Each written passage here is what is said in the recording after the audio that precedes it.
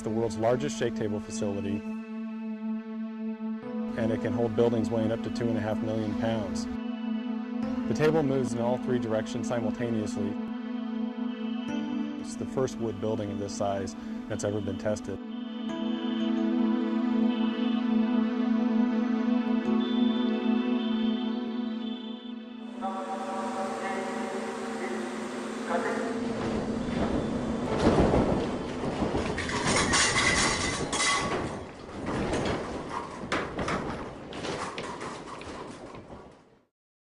The entire project is called the Nicewood Capstone Test, a project funded by the National Science Foundation. The project is led by Colorado State University, and Simpson was a close technical collaborator. The popularity of mid-rise wood frame construction has soared in urban areas, and so there's not a lot of information on how to design those types of structures. So the information gathered from this testing is going to be absolutely critical. The condominium tower was built as a actual condominium would be constructed with 23 1- and 2-bedroom living units. We're testing a 7-story, 23,000 square foot, 800,000 pound building in 3 dimensions. This collaboration with all the folks involved is really going to culminate in a test that's going to show how our products perform in a very severe seismic event.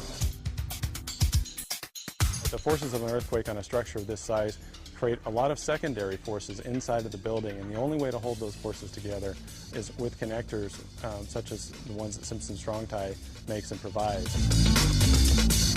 In this building, we have a wide variety of Simpson Strong Tie products, from large hold-down rods that run 7 stories up to the roof, known as ATS, or anchor tie-down system. We have a number of shear transfer elements in here, and straps and the floor plates to help tie the floor plates to the shear walls. In short, we're building what we call a complete load path.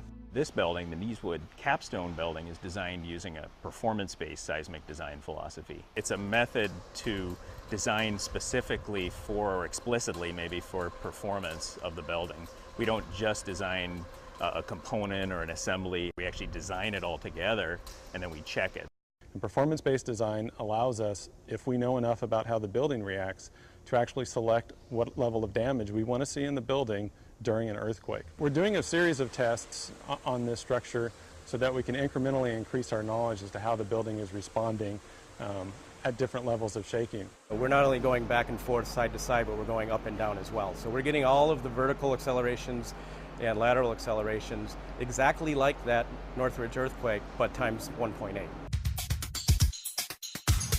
There's approximately 300 sensors in the building, measuring everything from movement to force to acceleration. Once that data and information is gathered, then it can be used to develop new design procedures and new construction methods. So we're able to take what the engineers have modeled, compare it to how the building actually performed, and that's going to give us a lot of great data for years and years to come. What we're really doing here is we're demonstrating that you can build a 6-story or even a 7-story possibly wood structure in a high seismic zone and have it perform how you want. It's safe, it's cost effective, and frankly they're very little damage. Really, for 5% or less in your construction material costs in the beginning of the building, you can not only save the occupants of the building, but you can also save the structure. This test will change the way light frame wood is designed over the next 10 years.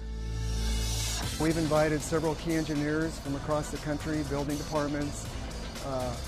There's folks from all over the world coming to see this.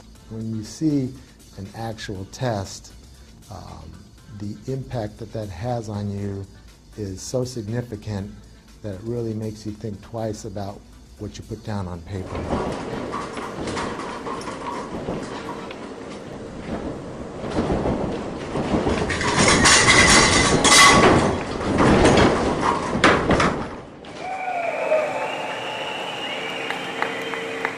Everything in it worked.